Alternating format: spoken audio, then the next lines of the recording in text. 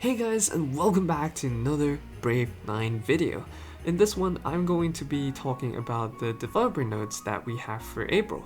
So there are lots of different sources that you can get this from. There's in-game news, there's news from Facebook, and Korea has its own Cafe Neighbor news. So it's kind of a hassle to go through all those different sources. So I've written up this document containing all the important things across all of these sources, and hopefully that'll save you guys some time. Okay, before I start talking about the actual content though, there's something really important that I have to tell you, and that is to save all your diamonds, scrolls, resources whatsoever, because the updates that are coming up in April, potentially even May and June, are going to be really huge updates. We're getting UI changes, lots and lots of new mercenaries and companions and stuff like that. We also have Octo freaking Companions. Octo Companions! So yeah, that should give you an idea of the scales of the kind of updates that are coming, and they're coming in really quickly. Just for April itself, I think we're having 15 or so, 10 to 15 new mercenaries and companions. It's crazy, just look at the number of images that I have prepared in this document, and that's all for April. What that actually means is that the meta is going to be changing really quickly, so I wouldn't recommend you spend your resources investing in mercenaries right now, even if they're really good, because you might not know if they're going to be good later. I'll actually post a new video on that, talking about tier lists, mercenaries that you should prioritize, and in that video I will reference the Korea meta so that the information that you're getting actually has some basis to it. But that's for another video. Right now, all I can say is save all your resources because you're definitely going to need them in the future. It's better to invest in a really good mercenary that's gonna stay good for a long time in the future, rather than spending it on a mercenary that's gonna be good for like a few weeks. All that aside, let's actually take a look at what we're getting in April. Note that this is for our service. I'll talk about Korea towards the end of the video. So, the first update is the April 2nd update. We're getting a couple of new companions, as you can see. 5-star, we're getting companions for Yuri and Frisia. So I know that lots of people are really hyped about Yuri, and I am too, because Yuri was actually the first mercenary that I drew in Brown Dust last year. She was actually in the newest banner that was out at the time, Yuri, Walia, and Acha, and I really distinctly remembered when I was starting out at the game, I rerolled like 10 million times just to make sure I get both Yuri and Walia starting out, and also Ser. So that was sort of like the perfect combo, and I spent like 2 or 3 days rerolling for that. But yeah, that's because I really liked Yuri's design. I know she wasn't that great to begin with, and yeah, granted, nobody really uses Yuri because she has just been really poor performing, but she's finally getting a companion. From the looks of it in the Korea service, she's actually very decent. Obviously, I'm not going to be going too in-depth about her, otherwise this video will take like 10,000 years. But yeah, I just had to say that because I love Yuri, and she's getting a companion, so happy smiles all around. Let's move on. I'm just going to sort of zoom past everything because it's, like I said, it's going to be way too long if I talk too much about any mercenary. So just to give you guys a glimpse of the number of mercenaries that we're having. Besides these two companions, we're also having one 4-star companion for Xenon. We also have a couple of new costumes coming up in April. First one being Wrestling Champion Arwen. Kind of questionable design, but I'm not going to talk too much about that. So you can get this via World Tickets. This is the reward you get for participating in the World Arena and World Arena only. So make sure you guys try your best to get in there because World Tickets can only be gotten from the World Arena. And if you want costumes like this and subsequent costumes that are going to be released, you definitely need your World Tickets to purchase them. Second, and arguably the more hyped skin that's coming up is going to be Red Fog Glacier. I didn't put the full image up here because that would just be too large, but as you can see, a cat over here, cat over here, cat over here, cat over here, cat over here. Neko ga ippai desu. So definitely get it, alright? Cats are cute. This is definitely something that I'll be getting the moment it releases. You can purchase this using unique tickets. You can get these via achievement points under your missions tab. and you can also get them via Underground Arena, however you have to make it to round of 128. Next up, and something that I'm fairly hyped for as well, we're getting a skin for RidgeNet, a 3-star skin for a mercenary that's not necessarily really popular. To be honest, I kind of liked RidgeNet's design anyway. I know her character personality doesn't make her very popular, but yeah, this is actually pretty cool. We're getting exchange student RidgeNet. As usual, this is not the full skin. You guys can probably look it up online and find it pretty easily. But this is not going to be the final skin, this is just a work in progress, and you can get this for free via the 3rd anniversary event that will be coming up soon. And that about does it for the April 2nd update. The next update that we're going to be getting is the April 16th update, and here we are actually getting some new mercenaries and their companions. So first of all, for 5-star we're getting Calarone, who is a defender, and her companion Solitone. We're also getting 4-star Exile, who is also a defender, and his companion, Gloomy. Besides that, we're also getting some new companions for existing mercenaries, such as Diana, who is going to be Floria's companion, and also Leo, who's going to be Mora's companion. So that's pretty cool. It's always nice to see the game giving mercenaries that aren't necessarily really popular a second chance. So yeah, I look forward to that. Besides that, in other news, we also have a new campaign sub-story. So I believe this is going to be somewhat similar to Carlson and Lauren's sub-story. Or is that called a side story? I'm not too sure. Either way, it's going to be a new campaign thing where you can use Alec as a helper or something like that. So that's going to be pretty cool. You should be able to get a couple of diamonds from there as well, I believe. Alright, last update for April will be coming on the 28th, and for this, we also have a decently hyped companion coming out. These are for existing mercenaries, so we're gonna get Ventana's companion, which is Astana. Lots of people are actually hyping her as well, saying that she's an absolute defender, destroyer, because she has lots of damage from enemies with taunt skill types. So that's going to be interesting, I look forward to it. We're also getting Valtor's companion, Hispa. For 4-star companions, we're getting companions for Ebony and Naja. Also, Naja is finally getting an illustration, that's always something nice to see. And we have a new costume as well, which is going to be Ludia, and you can purchase her with unique tickets. This is pretty cool actually. I'm not too much a big fan of Ludia's current design, so I think this is really nice. I would definitely try to get this if I can, if I have enough unique tickets. Obviously, my first priority is going to be the Glacier skin. But yeah, in other news, we also have 5 more floors to Evil Castle being added. So that's kind of it for the April updates. As you can see, we're getting a crap ton of new mercenaries and companions in April. You're definitely not going to be able to draw for all of them and max them out unless you're an absolute whale.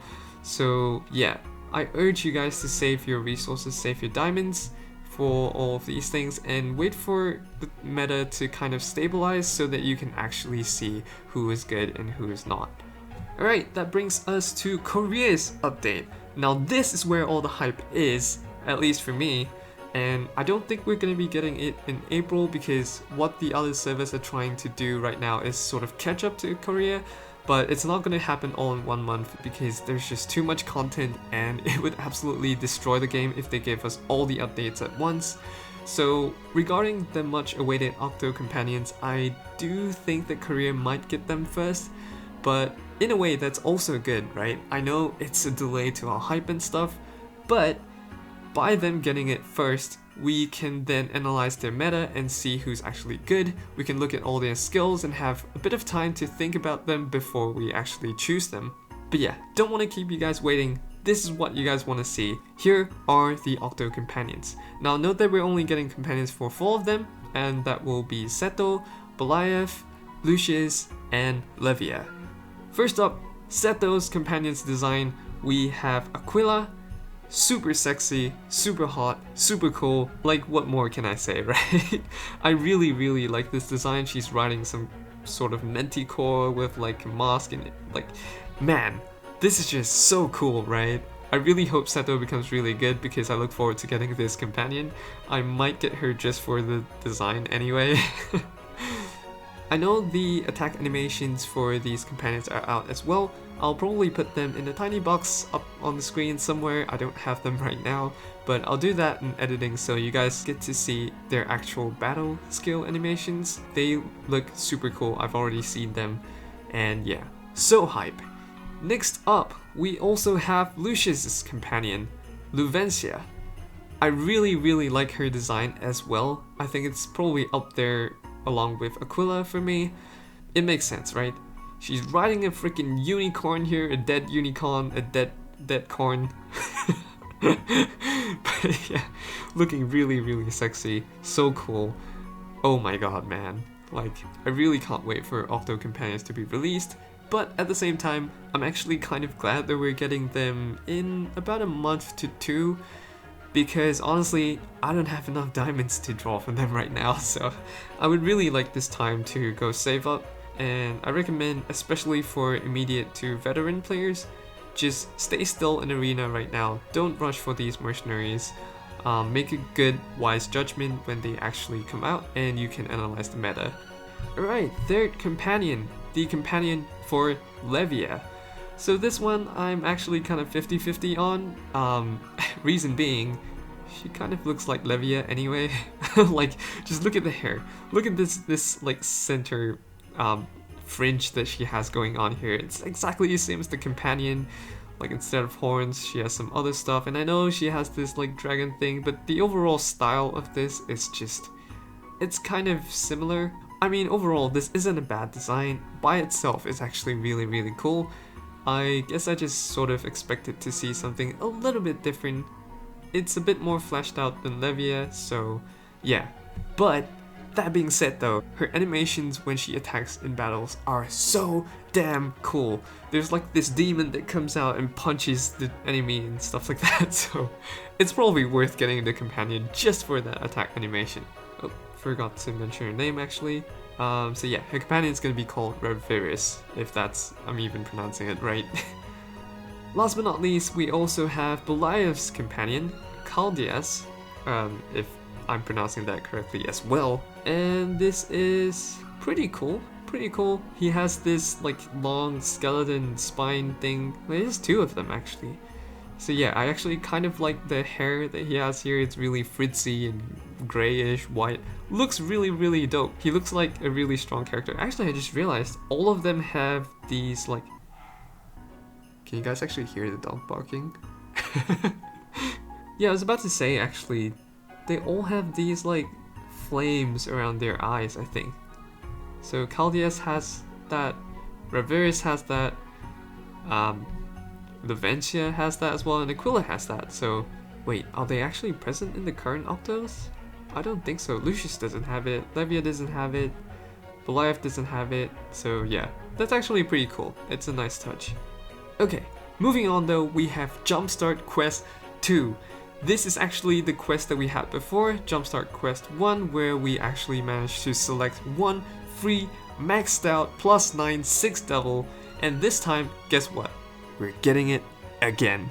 But there's a catch to it. So previously we got to select a bunch of maxed out 5-star mercenaries. We had warriors and supporters and defenders, but we did not have magicians. So this time, I guess they're kind of making up for that. We have a selection of 5-star magicians to choose from, and that's pretty cool.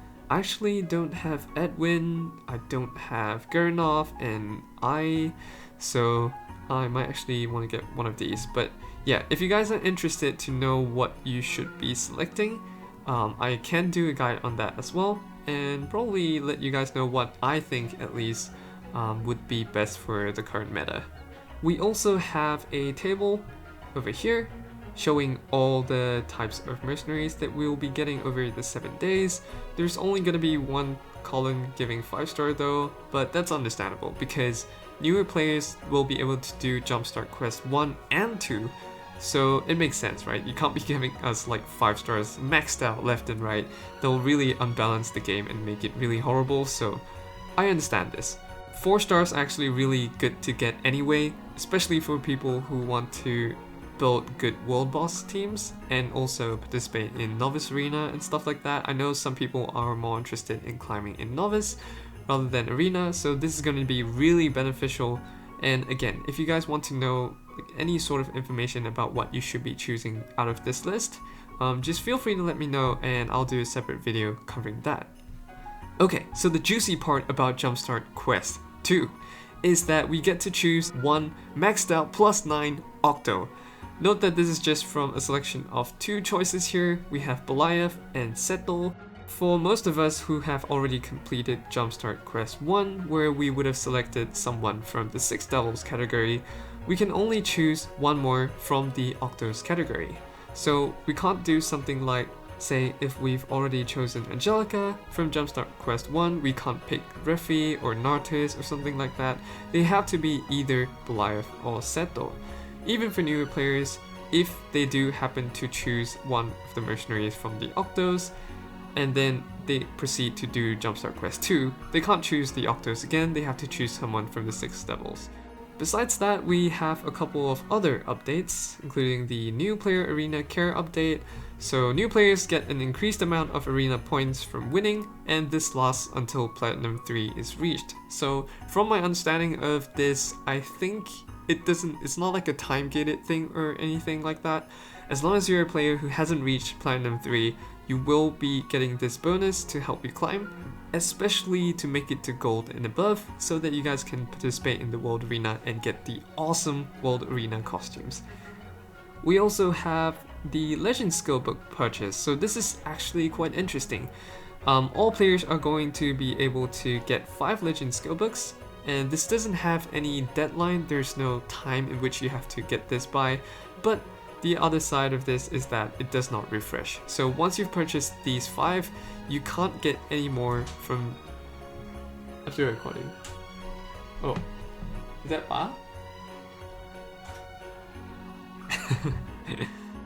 Once you've bought these 5 Legend Skillbooks, you will never be able to purchase them again, and I guess this is kind of to help out new players, especially because new players tend to have a lot of ancient coins, and if you're limited to the 2 that you get every month, that's gonna be kind of stifling, and this will help people grow pretty quickly if you have the ancient coins available for it. So that's pretty nice. I do have a suggestion though, so if you're not in dire need of Legend Skillbooks, try to keep to the 2 time-gated ones that you can get every month first. If you haven't finished buying these 2 Legendary Skillbooks and you still need more, don't get the ones from this one, get the time-gated ones first, because these ones refresh and these ones don't. Next, news. This is something that I'm actually really hyped about, that I'm not too sure if other players are going to be as hyped as I am, but we're getting really massive UI updates. So this is what it looks like normally. This is actually just a screenshot of my account at the moment. So this is what it looks like before, right? And wait for it, bam! This is what it's gonna look like after the update. So as you can see, we have simplistic design, really modern icons and stuff like that. And I know this might get a little bit of getting used to, especially for veteran players, to look at these, you know, really clean UI designs as compared to what we have before that are kind of thick and colorful. But I do actually like this new design, and I think this will help modernize the game a little bit, because graphics can mean quite a lot to new players. If people hop onto Brown Dust after playing games like Epic 7 and stuff like that with really awesome UI and graphics, this will definitely help them get into the game a bit more, because honestly speaking, these older designs just don't really age well. So yeah, might be kind of a differing opinion, but I do like this UI change a lot. Here are some other pictures. You can pause the video and have a better look if you want. So that's sort of the campaign, I believe. We also have this updated Mercenary screen, and look at this feature right here. I am so excited for this because we can finally flip the phone over and have a full screen Mercenary illustration. We've never been able to do this, like so many other games offer this, and I was really surprised when I found out that Brown Dust doesn't offer this, but I'm so glad that they finally decided to do it, because look at this. You can finally see your beloved characters and Mercenary's companions in their full form. Besides that as well, I'm not too sure about this. I've only seen some skins that have background art, but I suspect it's special, unique, and world skins. I'm not sure if like normal skins get background art as well, but look at that, man. That is so cool. Right now we just have like the character skin itself. It doesn't come with any background art, which makes it kind of plain. It's pretty cool, but still kind of plain. But look at this. It even applies to the menu screen. Look at that and tell me that doesn't look beautiful. It looks way better than what we have before because it gets kind of stale after a while, you know, playing the game for like almost a year now. Looking at this design all the time in the background, I know it changes with the season, but it just doesn't age very well. Finally, when we're getting background skins, I'm really glad that they decided to add it to the menu as well. Luckily, this obviously is not the only one. As you can see, Grand Holder has the beach skin. We also have different backgrounds for like Maria and stuff like that. It's so cool. It's so cool. I'm so excited for this. I can't wait for this to come over to global. In other news, somewhat smaller news, but still pretty interesting and worth a look at. The rotation time of Lucky Roulette is shortened to about half the previous time, so it's currently 60 minutes. It's been shortened down to about 30 minutes probably, and I like that. I like that a lot because 60 minutes is actually kind of long for people who are really busy and stuff. They only get to play the game like twice in a day and stuff like that. And each time you don't really play it for like over an hour or two, so you don't get to get the full rewards. With it being changed to 30 minutes, you can probably run 10 rounds of arena, come back, and get another reward, so I really like that. We also have this new player comprehensive quest update. Not a lot of news about this at the moment. All I know is that it's available for all players, rewards not specified, but I just thought I'd put it in there anyway. We also have new difficulty called Very Difficult. So right now we have normal, we have hard. This might be just a translation thing, it might be called like Very Hard or something, I don't know, PP Very Hard. But yeah, we're getting this added to chapters 1 to 30 in campaign part 1. So that should be a new avenue for diamonds, hopefully. Always welcome for new diamonds.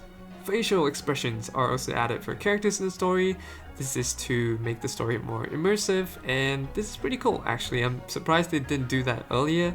So for Erin, I believe, wait, is it Erin? Ellen?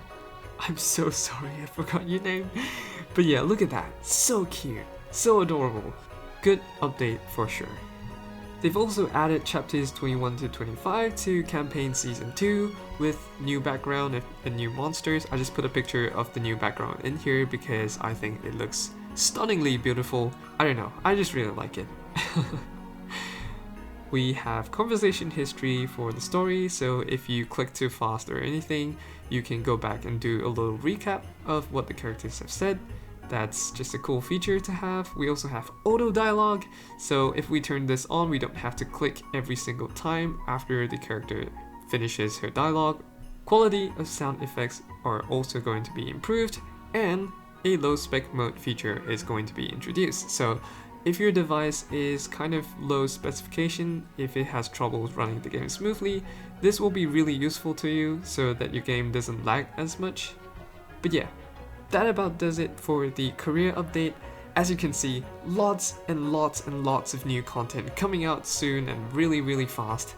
I'm so excited for all of this, and props to the Brown Dust developers really. Actually, I think I just kind of gave up calling it Brave 9 in this entire video. But yeah, anyway, as I was saying, thumbs up to the developers of this game because, man, this game has been around for over 2 years, I believe, and it's not that common to see a game pushing out so much new content. They're not even reusing any content, to my knowledge at least, which is what a lot of other popular and famous games do, so I really appreciate that. Go to the Play Store and give them 5 stars because man, these developers really work their asses off. Anyway, that will do it for this video. I hope this gives you a good understanding of what's coming up in April and perhaps in the upcoming months as well.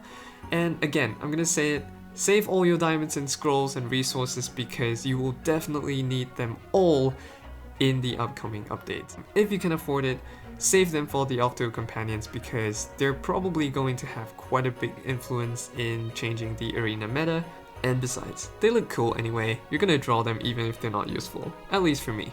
So yeah, hope you guys enjoyed this video, and I'll see you guys real soon by the end of this week in my upcoming Mercenary priority list / tier list video. Bye!